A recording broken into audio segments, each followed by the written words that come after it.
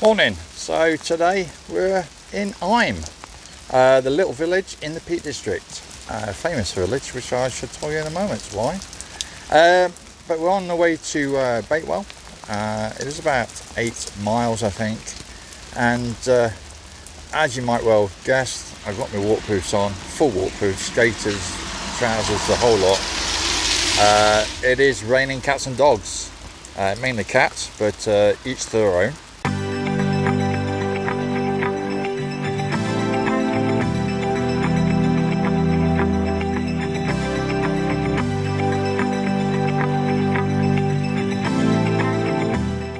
Anyway, we're going to walk through Eyam, and then we're going to head up to Stoney Middleton, where the boundary stone and Lover's Leap is, then the octagonal church, and then we're on to Coombes Dale, and then we're going to head up towards the Monsal Trail, and then we'll finish off today in Bakewell, the market town of Bakewell. So please join me. It's going to be a wet one, I must admit. Let's see how wet we get by the time we finish. Maybe easier to walk around naked, although the locals will not be too happy with that, or anybody.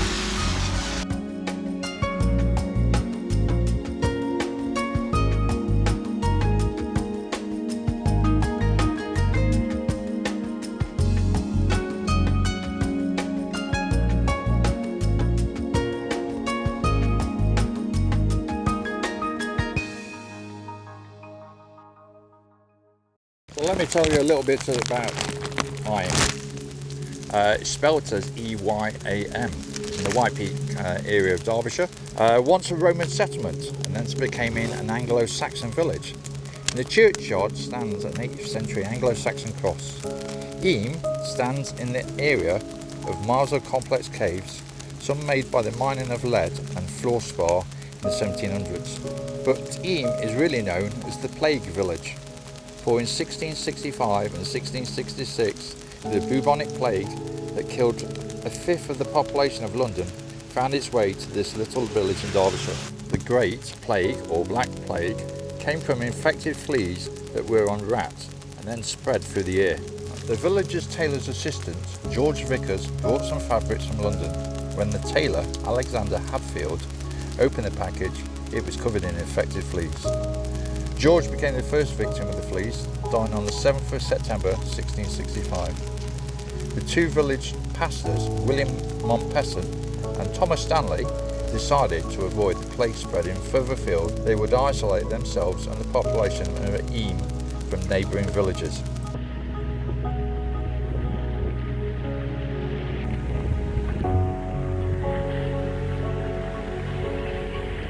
Fasten your seatbelts, let's go on a wet and bumpy ride.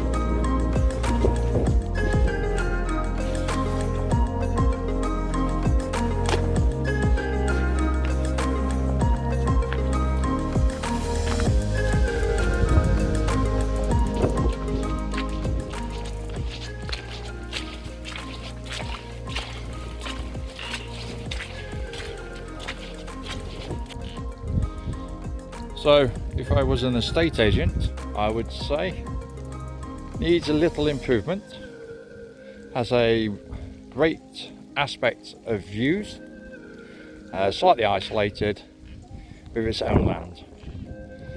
Do you reckon that would sell it?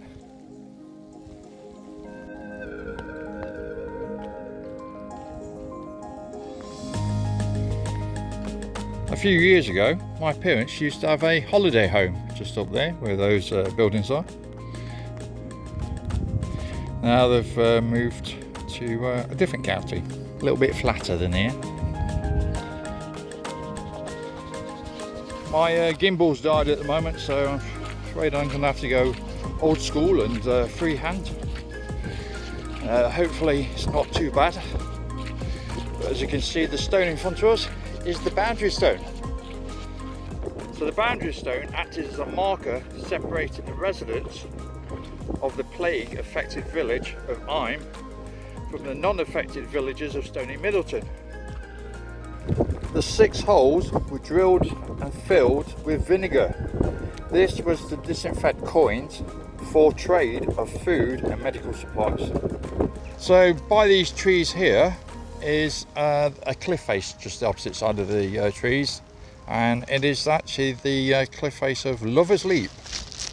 Now Lover's Leap is the story of Hannah Badley, where in 1762 Hannah, just aged 24, was jilted by her lover William Barnsley. So decided to end it all, leapt from the cliff top. Somehow she survived with no more than cuts and bruises. When her layered petticoats and skirts billowed out and acted like a parachute, slowing her down. Afterwards she was never married and died alone. At the base of the cliff where she jumped is a restaurant called Lover's Leap. The building is attached to the cliff base and has a cave where some diners can eat within. Morning ladies! So how are we today? Bit cold and wet? Well, watch yourself. Ooh, watch myself. Nearly went. Well, you're looking a bit damp over there actually, most of you. But I'm sure you're quite warm with your woolly coats on.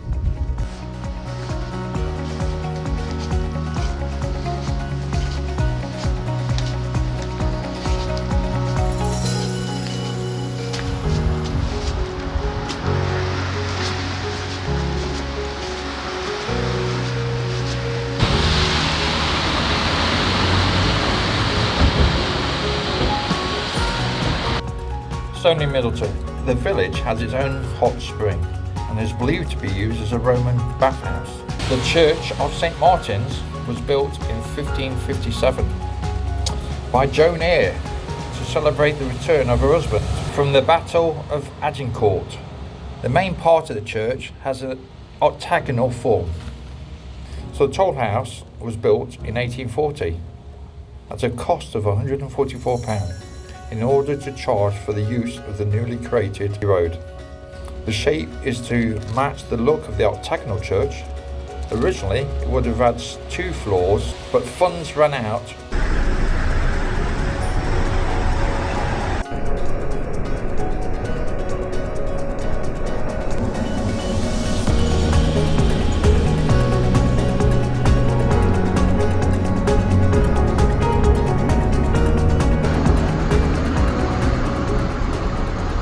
Every time I've passed here, there's either a different painting or symbol relating to Christianity. I believe in the summer they have a well dressing here too.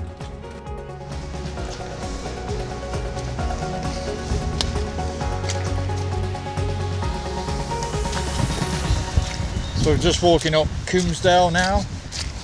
So this little football pitch here, and now a little story.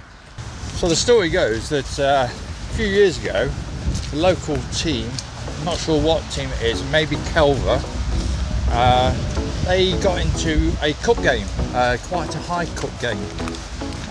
So the groundsman came here, mowed this lawn perfectly, and set up the goals all ready for the match. Problem being, across the road is another football pitch, and that's the pitch they were playing on. I'm sure he was a bit livid that he wasn't told the right pitch and set up the wrong pitch. Oops. Have you seen this animal? A weird looking thing. As it says, it's known as a Japanese tanuki, raccoon dog. So across the landscape, on the horizon, you have Froggett's Edge. Then where it dips in the middle now is Coombes Dale. And then that's going on to Bakewell Edge. And that heads down into Bakewell, which is near Chatsworth House. Owned by the Duke of Devonshire and his wife, the Duchess of Devonshire. That's a walk we plan to do at some point.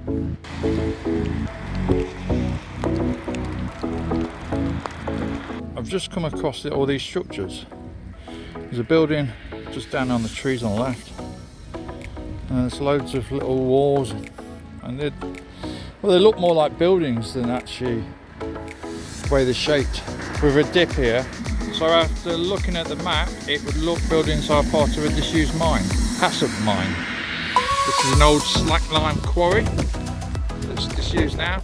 As you can see, it is getting better, the weather. It's only sleeting now, sleet and snow.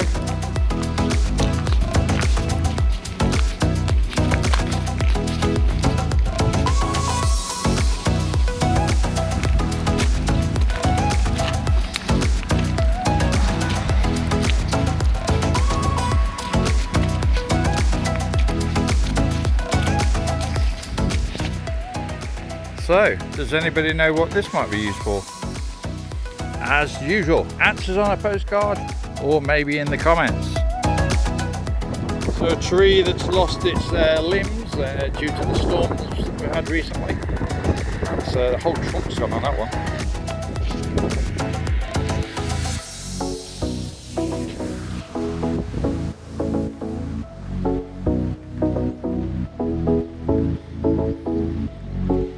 All Saints of St Mary's.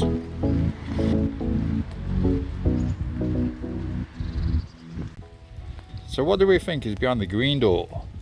There's also something on the roof, some sort of contraption. It looks like it's made of bamboo and other type of material, maybe lead. So we had to take a slight detour. We did try to get to Beacon Rod, which is an old lime kiln, but it looked like a water slide.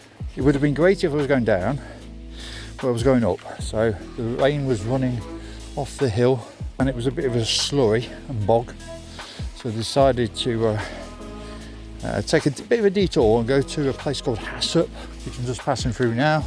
And now we're going to head up to Rowland and then up to the Tobar House and then cross over to the Monsal Trail and then back into Bakewell. So just add an extra mile on the route and having to do a road walk to get to Rowland, although it's up a steep hill, so I'm not sure if that's a win-win or a lose, win-lose, windy willow, who knows. I just thought I'd best take a picture of this before it goes. So far today we've had cold, we've had wind, we've had rain, we've had sleet, we've had a bit of snow, and now there's a patch of blue sky. I'm not sure how long it'll last, but it's very rewarding. Funny enough, I was singing some songs about the sun coming out, and it hasn't indeed. So my singing can't be as bad as I first thought.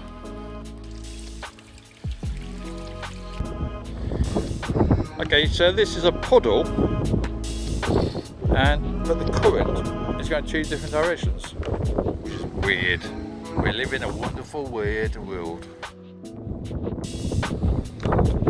Just when I thought it was going to be an easy track, this is all waterlogged. It's a bogland. Big puddle there, right next to the stile. So it looks like getting my foot wet unless I can get across there. And as you can see across the landscape, you see the sheets of rain going across the landscape. It's not getting any easier. And it wasn't any easier on the other side. I think it was about a foot deep in water. I need wellies. But the sun is coming out again. Hooray!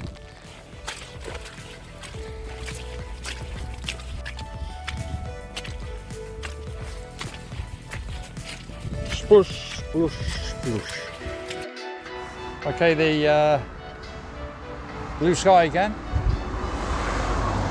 It looks lovely on the yonder. The only problem is I've just come down these 3 fields. As you can see, they're very muddy. I went alongside the edge and then came down to basically water like this, like it's... I don't know how I managed to get all the way without falling over. It's so slippery and muddy and wet. But somehow or other, I managed to do it. Oh, there's a bird of prey on the top of that tree. Not entirely sure what a bird it is.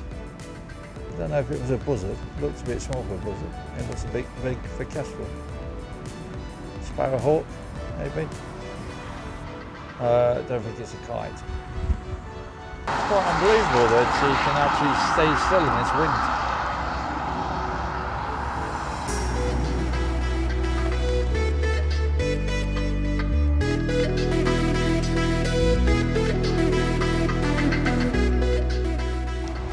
So Tobar House. The bell and gate on the gable end shows it's a toll gate, where there would have been a locked barrier at the road, and you would have had to pay for it to be unlocked and the barrier moved. Although there was a shelter here to collect tools from before 1817, as records show, George Heathcote had manned the toll house, then it continued to be used as the toll bar until 1881. Just so I can say you have seen me today, with Tobar House in the background. Okay, we're going to leave Tobar House and we're going to take the footpath, which is going to take us up to Monsal Trail.